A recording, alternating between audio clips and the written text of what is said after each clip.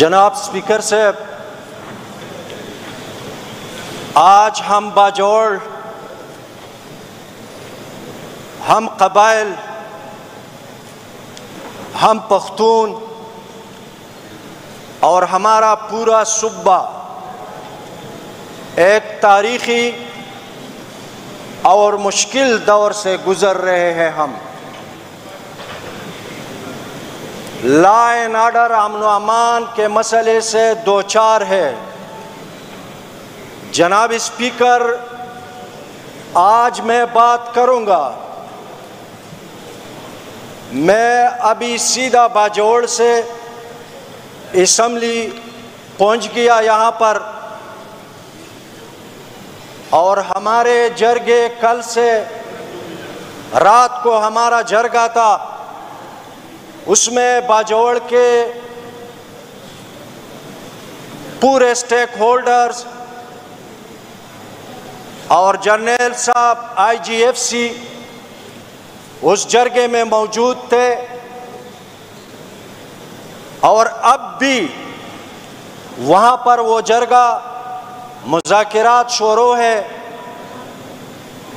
अनवरज़ेब खान और हमीद वहाँ पर जरगे में है, और मैं यहाँ पर इस ईवान में, इस असम्बली में अपना मुकदमा, अपना केस रख देता हूँ बाजोड़ का। जनाब स्पीकर, बाजोड़ में अजीब सूरत हाल है, हालात वहाँ पर बहुत गंभीर है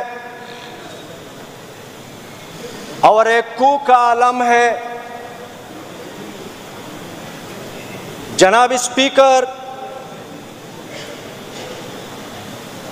वहाँ पर जो हालात है, हमारे बच्चों, हमारे माओ बहनों और हमारे बुजुर्गों पर, उनकी जहनों पर बहुत बुरे असरात मुरतब हो रहे हैं। हमारे बच्चे शहीद हो गए, हमारे बुजुर्ग, हमारे भाई बहने माए वो जख्मी हो गए, और इस तरह हमारे फोर्सेस के जवान शहीद हो रहे। पूल जैसे इससे पहले हमारे मशरान मौलाना खानजेब शहीद हो गया, एक आलिम फाजिल, एक मुदब्बिर। हमारे अफसरान ऐसी फैसल, एक ईमानदार ऑफिसर, तहसीलदार, वकील, मेरा करीबी अजीज, इस तरह पुलिस के जवान शहीद हो रहे। और उससे पहले सेनेटर हिदायतुल्लाह, रेहान ज़ेब शहीद, सूफी, और शहादत हमारे मशरान के हो रहे। ये कच्चे सोच वाले लोग, कौम के असासे मशरान शहीद हो रहे। इस पर सर हम वज़ीर आला साहब से राबिते में है और उनका फोकस है, वो कर रहे। लेकिन मेरा इस असम्बली से, जो कि 4.5 करोड़ आवाम का नुमाइंदा जरगा है, इस असम्बली से मेरा दरख्वास्त है, इस असम्बली से मेरा अपील है कि आप अपना किरदार अदा करें। हम कबाइल को अमन दो। वहां पर अमन व अमान का बहुत बड़ा मसला है। हमारे लोग बहुत बड़ी तादाद में, स्पीकर साहब, वहां से निकल रहे हैं, नकल मकानी कर रहे हैं। मुक्तदिर हल्कों से और तमाम इदारों से मेरा अपील है कि हमें अमन दो, हमें अमन दो, और कुछ नहीं चाहिए। जनाब स्पीकर, कबाइल मर्ज के बाद, मर्ज के वक़्त जो हमारे साथ वादे किए गए थे वो पूरा करे, हमें रोजगार दो। हमारा रिफॉर्म्स इम्प्लीमेंटेशन वो कहां पर रुका हुआ है, वो क्यों नहीं हो रहे? हमारा हक, हमारा हिस्सा NFC 3% वो क्यों हमें नहीं मिल रहे? और अभी साजिशें हो रहे इंज़िमाम के खिलाफ। हमें किसी भी सूरत में कहीं पर भी, हम यहां तक आ गए हैं, हम आगे जाएंगे, पीछे की तरफ नहीं। ये हमारे बच्चों की, कबाइल के बच्चों की मुस्तकबिल का मसला है। हम किसी भी सूरत भी इंज़िमाम के खिलाफ किसी भी साजिश को न मानेंगे और न कामयाब होने देंगे।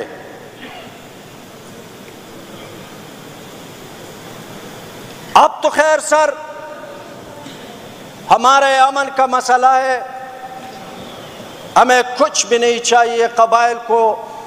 कबाइल बुनियादी ज़रूरियात और सहूलियात से दूर है, लेकिन ये हमारे ज़िंदगियों और मौत का मसला है। जो हालात अभी बाजोड़ में चल रहे, तो सर सोचना होगा, हमने बैठना होगा कि किस तरह हम कबाइल को अमन दे सके। कबाइल बाजोड़ से लेकर वज़ीरिस्तान तक एक अजीब सूरत हाल से गुजर रहे सर, और हम कह रहे हैं कि हम बॉर्डर पे पड़े हैं, तो बॉर्डर पे हमारा बिरादर मुल्क, हम चीख रहे हैं कि अफगानिस्तान से मुज़ाकिरात करें, अफगानिस्तान से बातचीत करें। और ये वज़ीर आला इस सूबे का चीफ एग्जीक्यूटिव वो कह चुका है, तो क्यों हमारा आवाज़ नहीं सुन रहे? और वो कह रहे कि ये स्टेट का मामला है या विफाक का मसला है, वो मुज़ाकिरात। क्या हम स्टेट का हिस्सा नहीं है?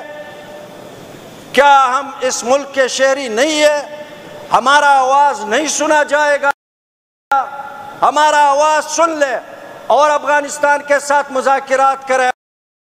अफगानिस्तान का डायरेक्ट अफगानिस्तान के हालात का हमारे ऊपर असर होता है, और जब तक अफगानिस्तान में अमन ना हो तो हमारे यहाँ मुस्तकिल अमन और हालात नहीं ठीक होने वाले हैं। जनाब स्पीकर साहब, अफगानिस्तान से बात करना पड़ेगा मुस्तकिल हाल के लिए, लेकिन विपक्ष और इदारे तो इधर लगे हुए हैं कि किस तरह इमरान खान को जेल में रखे, क्या करे कि वो जेल से बाहर नहीं निकले, और किस तरह हम तहरीक इंसाफ को खराब करें, किस तरह हम MNAs को ना अहल करें, किस तरह हम इस ईवान के MPs को ना अहल करें, किस तरह हम सेनेटर्स को ना अहल करें, ताकि उनका 2/3 अक्सरियत बन जाए और इस मुल्क पे वो कब्जा करे। और फिर यही हालात जो आज बाजोड़ में है, जो पूरा सूबे में हमारे है, वो तो इस पे लगे हैं। सर, हमारा बहुत बड़ी तादाद में वहां से नकल मकानी हो रहे हैं, और हमारे बच्चे, हमारे बहनें, हमारे माए, हमारे बुजुर्ग, हमारे लोग सफर हो रहे हैं सर। उसका बंदोबस्त किया जाए, उसके रिहाइश, उसके रहन सहन, उसके खाने पीने, उसके दवाइयों के लिए और बच्चों के लिए दूध का ये बहुत बड़ा मसला आने वाला है, उसका बंदोबस्त करें सर। और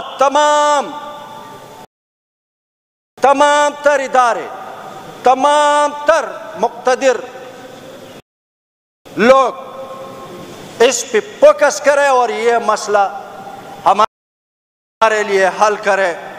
हम सब अपना अपना किरदार अदा करेंगे, इस उम्मीद से कि इंशाअल्लाह अमन होगा, खुशहाली होगा। ये मैंने जो बातें किया है ये अमन की जमानत है, ये अमन की जमानत है। जहां पर रोजगार होगी, जहां पर तरक्की होगी, जहां पर खुशहाली होगी, जहां पर जरगा होगा, जहां पर बात होगा, तो उधर फिर बदअमनी खत्म हो जाता है। जनाब स्पीकर, आखिर में एक शेर, द मौजूदा हालातों मुताबिक चे दे तेरे दुनिया तक खुदाया मां मशाल करे, दे तेरे दुनिया तक खुदाया मां मशाल करे, लोई दरबार के में कबूल दगायो सवाल करे, औ द वतन ना विसर तोरा पातिन मशा दा पवीन सुर कपन में वर्तशाल प्लिस्ता। सुबेर शुक्रिया मेहरबानी।